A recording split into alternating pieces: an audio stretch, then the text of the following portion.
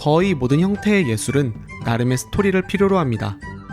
누군가를 설득할 때도 그냥 해달라고 조르는 것보다 전후 사정을 이야기하면서 설득하는 것이 더 효과적이죠. 작곡가가 전하고자 하는 메시지를 멋지게 표현할 수 있습니다. 듣는 음악이 제 아무리 난해하다 하더라도 그 노래의 이야기를 알 수 있게 써놓으면 음악만으로 듣는 이를 설득할 수 있습니다. 음악을 시작한 지 얼마 안 된 사람들이 항상 하는 말 있잖아요. 나는 대중성과 예술성을 같이 얻을 거야.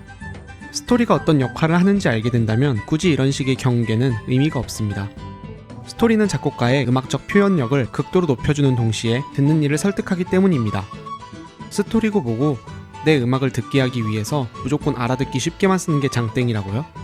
그럼 한국에서 자신만의 음악으로 매니아층을 형성하게 된 사람들은 어떻게 설명하실 건가요? 호모 나렌스, 라틴어로 이야기하는 사람이라는 뜻입니다. 미국의 영문학자 존 닐이 1992년에 낸 저서 호모 나렌스에서 인간은 이야기하려는 본능이 있고 이야기를 통해 사회를 이해한다라고 말했습니다. 과거에는 이야기를 주로 말이나 글로 전하는 정도였죠. 하지만 유튜브, 페이스북, 인스타그램, 트위치 등의 디지털 미디어 콘텐츠 시장이 열리면서 보다 더 다양한 형태의 이야기를 전할 수 있게 되었습니다.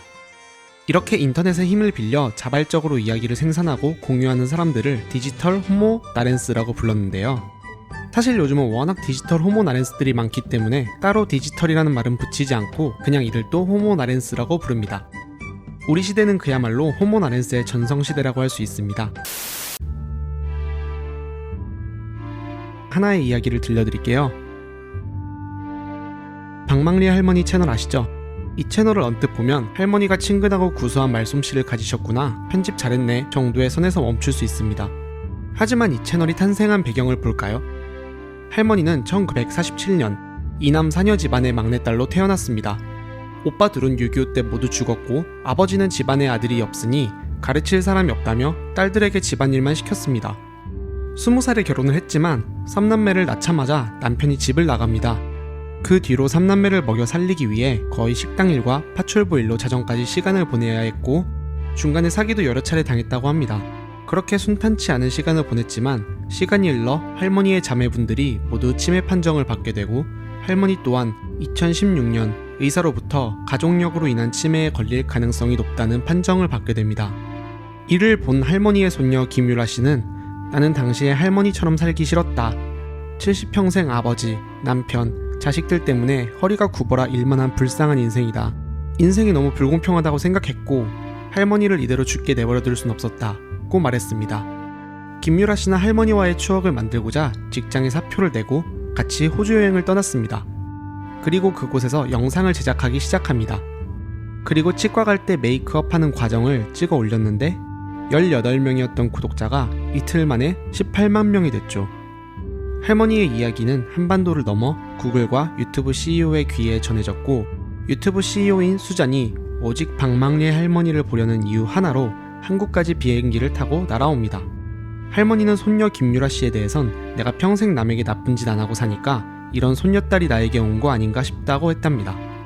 꿈이나 바라는 것은 없고 하루하루 행복하게만 살면 된다는 할머니는 청춘들에게 인생은 끝까지 모르는 것이라며 희망을 잃지 말고 살아가라고 말합니다. 어떤가요? 이야기를 듣기 전과 후에 느끼는 감정이 많이 다르죠? 같다고요? 저는 음악하는 사람이니까 스토리가 음악에 끼치는 영향이 어떤지도 살펴봐야겠죠? 장기하의 키읔이라는 노래가 있습니다. 이 노래는 밤중에 나를 정성스럽게 보낸 문자에 그저 키읔이라고 답한 이성 친구에 대한 서운함을 노래합니다. 그저 씁쓸할 것 같기도 하지만 장기하 특유의 우픈 느낌으로 이야기를 재구성했습니다. 특히 멜로디의 쪼개지는 리듬을 이용하여 노래에 담긴 유머를 더욱 부각시킵니다. 가을방학의 데이비드란 노래도 있는데요. 이 노래는 자신을 가르치는 원어민 영어 선생님과 사랑에 빠졌다는 이야기를 엄마에게 영어로 말하고 있습니다. 그래서 영어 가사 중간에도 한국말로 16만원과 같은 한국말을 넣었습니다. 자신을 가르치는 원어민 선생님과 사귀게 되었다는 설정도 재밌고 말할 수 없는 이유를 영어로 전하려는 것도 특징이라고 할 수 있겠죠. 루시드폴의 4월의 춤이라는 노래도 있습니다. 노래 가사를 언뜻 보면 무언가에 희생된 사람들의 이야기를 전하고 있는 것 같은데요. 실제로 이 노래는 수많은 제주도민들의 생명을 앗아갔던 4.3 사건에 관한 노래입니다. 음악은 타 매체에 비해 시간이 짧아서 꼭 스토리 전체를 넣어서 만들 필요는 없습니다. 어느 정도 생략을 이용하기도 하고 시에서 사용하는 비유들을 통하여 이야기를 철학적이고 함축적으로 써나가기도 합니다. 편지나 전화통화처럼 누군가에게 말하는 내용을 가사로 만들기도 합니다.